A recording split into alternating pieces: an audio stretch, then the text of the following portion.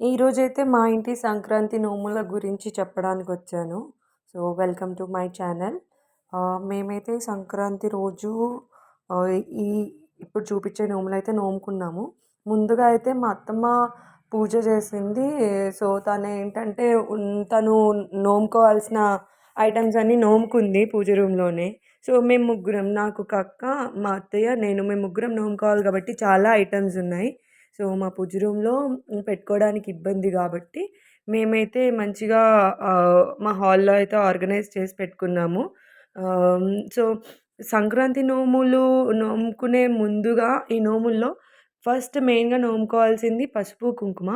ఆ పసుపు, కుంకుమ తర్వాత నువ్వులుండలు నోముకోవాలి. నువ్వులుండలు నోముకున్న తర్వాత చిలుకలు నోముకోవాలి. ప్రతి సంవత్సరం గూడా ఈ 3 అయితే ఖచ్చితంగా నోముకోవాలి.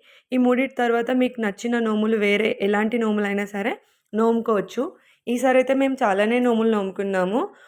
నాకు బాబు పుట్టి 1 ఇయర్ ఇంకా కంప్లీట్ కాలేదు కాబట్టి, బాలింతకు సంబంధించిన నోములు కూడా నేను నోముకున్నాను. ఫస్ట్ అయితే మేము మా పూజ రూమ్‌లో పసుపు, కుంకుమ నోముకున్న తర్వాత ఇక్కడ హాల్లోకొచ్చి మెయిన్‌గా నువ్వులుండలు నోముకున్న తర్వాత ఫస్ట్ దాంతో స్టార్ట్ చేసి చిలుకలు నోముకొని, తర్వాత నేను తమ్ముడికి తలంబ్రాలు, మరదలకి మాణిక్యాలు, అలాగే తోడు చెంబులు నోముకున్నాను. తోడు చెంబులంటే అందులో కొంచెం పెరుగేసి నోముకోవాలి. అవి మన తోబుట్టువులకి ఇయ్యొచ్చు.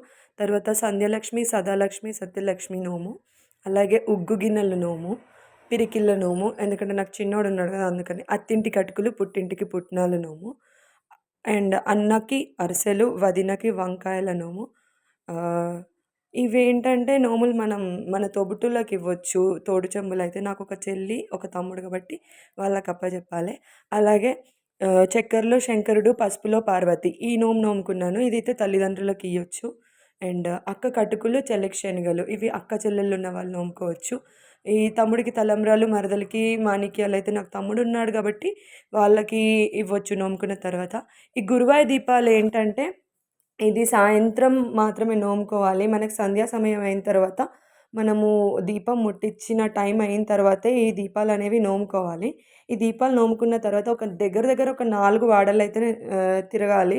అంటే 315 దీపాలు నోముకొని ఆ నోముని నోముకున్న తర్వాత అంటే మనకు తెలిసిన ప్రతి ఒక్కరి ఇంటికి వెళ్ళి దీపాలు వెలిగించి ఒక చిక్కుడుగాయ, ఒక వంకాయ, రేణిగాయ, అక్షంతలు, పసుపు, కుంకుమ ఇవన్నీ పెట్టేసి రావాలండి. సో, అలా కంప్లీట్ చేయాలి. మేమైతే చాలా టైం పట్టింది మాకు. సో, లాస్ట్‌కి కొన్ని ఉంటే అవి మేము దేవుడి గుడిలో గూడా ముట్టించుకున్నాము. సత్యలక్ష్మి, సదాలక్ష్మి, సంధిలక్ష్మి నోమొచ్చి సంధిలక్ష్మి నోమైతే మేము మా ఆడపడుచుకిచ్చాము. ఒకటి మా అమ్మ వాళ్ళకి. అంటే గాజులు పెట్టి నోముకోవాలి. ఈ అన్నకి అరిసెలు, వదినకి వంకాయలు అంటే ఆహ్, ఎ అన్న వరుస గాని వదిన వరుస గాని ఎవరికైనా ఇయ్యొచ్చు. ఈసారి నోములనేది మంగళవారం వచ్చింది గదా! సో, అష్టగణపతుల నోము గూడా నోముకున్నాను. ఇదేంటంటే పంచపాండవుల నోము. అంటే 5గురు అన్నదమ్ముల్లో ఉన్నవాళ్ళు నోముకోవచ్చు. ఈ మధ్యలో 5గురు అన్నదమ్ములంటే కష్టం గదా! సో, నోముకున్నాము. కన్నె ముత్తైదువ, పండు ముత్తైదువ నోము, అలాగే నూనె పావుల నోము, గోకర్ణాల నోము, పెరికిళ్ళ నోము. ఈ ఏ ఈ నోములైతే బాలింతకి సంబంధించినయి. ఇప్పుడైతే నేను నా లిస్ట్ అంతా చెప్తాను. నేను నోముకున్న నోములన్నీ.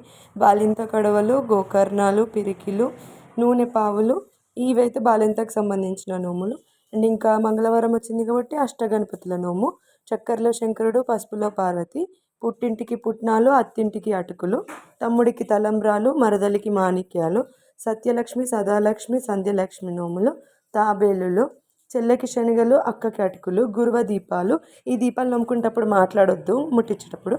నువ్వుండలు, చిలుకలు, నాకైతే చిన్నప్పటి నుండే అంటే నాకు 5 ఇయర్స్ అప్పుడు ఒల్లలు కట్టించిర్రు.